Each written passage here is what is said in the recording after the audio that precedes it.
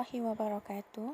Saya Nur Aina Safa binti Muhammad Nur yang memegang kad matrik bernombor D20191089083. Pada hari ini, saya akan membincangkan tentang permintaan dalam ekonomi. Yang pertama ialah maksud permintaan. Apakah yang dimaksudkan dengan permintaan?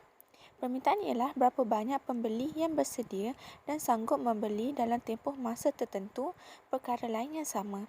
Dalam arti kata lain, keinginan dan kesanggupan seseorang pengguna untuk mendapatkan sesuatu barang pada suatu tingkat harga dalam suatu jangka masa tertentu. Untuk memahami konsep permintaan dengan lebih jelas lagi, kita boleh gunakan persamaan permintaan iaitu QDX persamaan A tolak BP, di mana QDX ialah kuantiti barang yang diminta, A ialah kuantiti barang yang diperolehi ketika harga sifar, B ialah kecerunan keluk permintaan, manakala P ialah harga barang. Okey. Seterusnya ialah kuantiti yang diminta berkait dengan harga. Tahukah anda bahawa kuantiti yang diminta berkait dengan harga? Ini bermakna jika harga meningkat, kuantiti yang diminta akan menurun. Manakala apabila harga menurun, kuantiti yang diminta akan meningkat.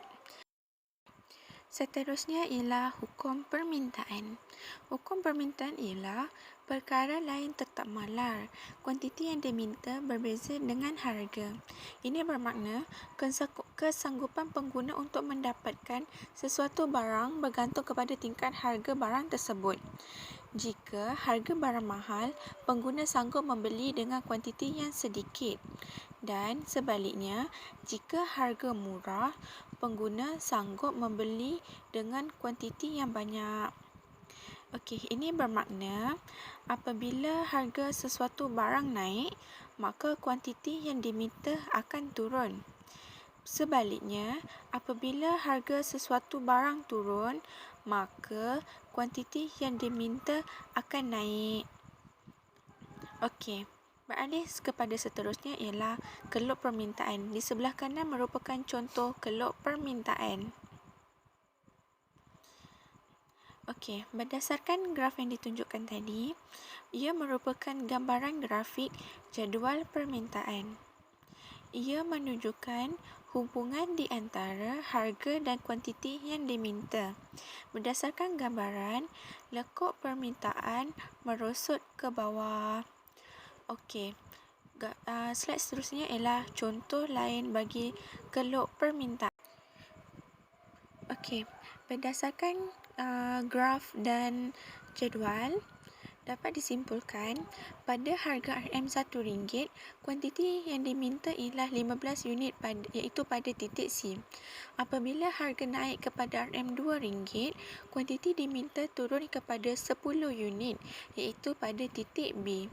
Apabila harga naik kepada RM3, kuantiti yang diminta turun kepada 5 unit iaitu pada titik A. Oleh itu, apabila titik A, B dan C disambungkan, maka terbitlah keluk permintaan yang mencerun ke bawah dari kiri ke kanan. Okey, baiklah. Yang seterusnya ialah permintaan individu dan permintaan pasaran. Permintaan individu. Permintaan individu ialah keinginan dan kesanggupan seorang individu untuk membayar bagi mendapatkan sesuatu barang. Ia menunjukkan hubungan di antara tingkat harga dengan kuantiti barang yang diminta oleh seseorang pengguna. Hubungan ini dapat ditunjukkan melalui keluk permintaan individu. Okey, bagi permintaan pasaran pula menunjukkan keinginan dan kesanggupan membayar oleh beberapa orang pengguna untuk mendapatkan sesuatu barang di pasaran. Hubungan ini juga dapat ditunjukkan melalui keluk permintaan.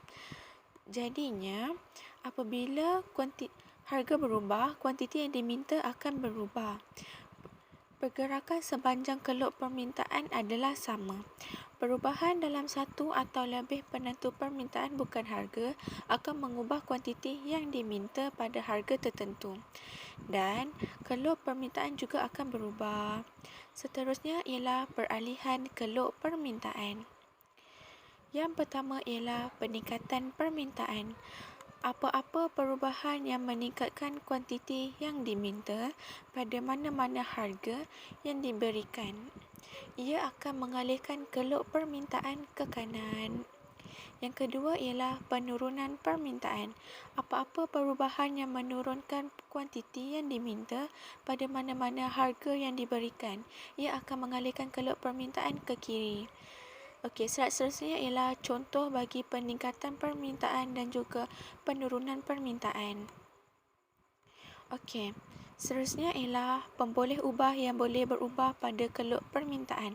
Yang pertama ialah cita rasa, yang kedua ialah bilangan pengguna atau penduduk, yang ketiga ialah pendapatan, yang keempat ialah harga barang berkaitan dan yang kelima ialah jangkaan.